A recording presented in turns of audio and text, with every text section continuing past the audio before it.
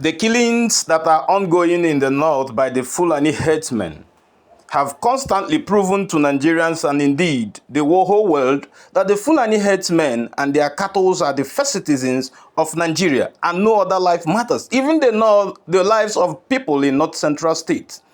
Their lives only are talked about during election. The concept of the whole North as one only exists during electioneering period. Now, this northerner actually explains to you the life of an average North Central individual after election and then the wanton killing that is constantly going on in North Central and other parts of non-Fulani states in Nigeria. Listen carefully. Thank you. Yeah. All lives are equal, but some are more important than the others. Yes. That is the concept. What a hypocrisy. What a hypocrisy. I'm telling you. I can't find any of those agitated youths anymore. And those agitated cleric scholars that were coming out when what happened in Uromi happened. And they come out, Allah imba ayuwane abuba zamu dopansa, zamu kashiko wani arni. I'm not more seeing you. Oh, the one in just is not, they are not northerners, Abi. They are not, well, this brings to my assertion that I keep saying, even for northerners, true northerners day. And who are the true northerners? Your guess is as good as mine. So that is the reality. What a hypocrisy.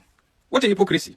And these things are not coincidence, these things are not mistakes. These things are calculated attack aimed towards annihilating some of the minority tribes in that region. Why is it happening in a lot of states where you have tribes that are minority, but they are more the individual belt, most especially? You have it in Benue, you have it in Jos, you have it in some part of Nasarawa, you have it in some part of... Why is it so? Is it because it's not a kind of a uniformed, a kind of a unified people with same cultural tradition and religious belief system? Well, I tend to think that way. That is just the reality. Well, my message is most especially to Governor Mufwang. Seriously, if you can get this message, what I have to tell you is you have no excuse. You have no excuse. You know the problem, just like you say, this is a kind of a deliberate attack aimed at, you call it a kind of an ethnic cleansing, right? And you say that it's aimed at grabbing land and a lot of other things. You know that. And that is why you're there. What is the excuse? You can't just keep crying to the federal government, looking up to the federal government all the time because of all these issues. The fact is, take it or leave it. The military can never at any point in time be everywhere. Same with the police. And if you're dwelling on some of these palliative measures that is initiated, like deploying security operatives once they scam, they are withdrawn or whatever, you are joking. As the executive of that state, there's no excuse. What stops you from expanding your tax nets? If the problem is the fact that you are deficient in terms of funding, you can actually impose a situation where people can actually be made to pay security levies.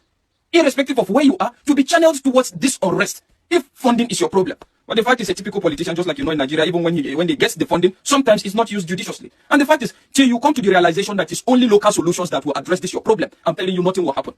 What's up with your state security outfit? How far? How has the performance been? What has been the recorded success they've had so far? And a lot of other things. You have to be able to extend this local security outfit, state security outfit into these remote areas. Bring up vigilantes, recruit vigilantes in each of this community, and within your power, you can look at what civilian JTF did in Borno. Look at what the hunters, the success they have recorded in a lot of operations. So why can't you actually look towards that direction?